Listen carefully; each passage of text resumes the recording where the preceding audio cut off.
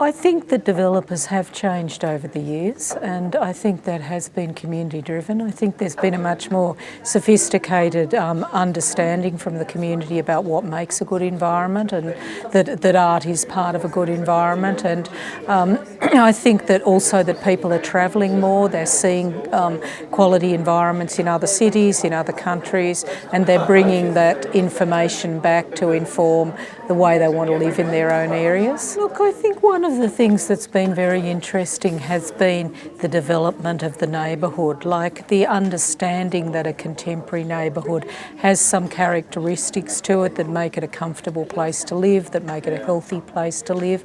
And I think there has been a more sophisticated understanding of that.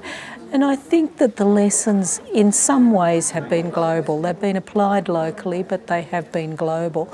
And the whole movement, which came really out of the community processes of the 70s and 80s, has evolved into the placemaking understanding, or the placemaking movement, where there's a better understanding of what makes place work well for neighbourhoods, and also how you can differentiate the kinds of difference that is needed to meet the needs of different kinds of communities.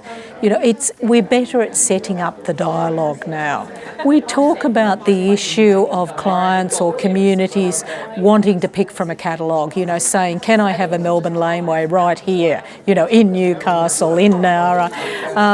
And I think that what we need is to circumvent that, is to develop a more sophisticated approach to the planning process. So we're looking at, well, what is it about that kind of product that animates a city? What is it about the notion of a Melbourne laneway that animates a city?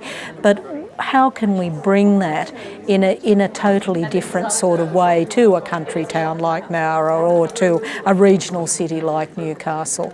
I think there is sometimes a sense that, well, you know, yes, this has worked, so let's use it here. But I think at that point you really want to have creative people come in and say, yes, we love that, but what about this? And this is going to be new, it's going to be different.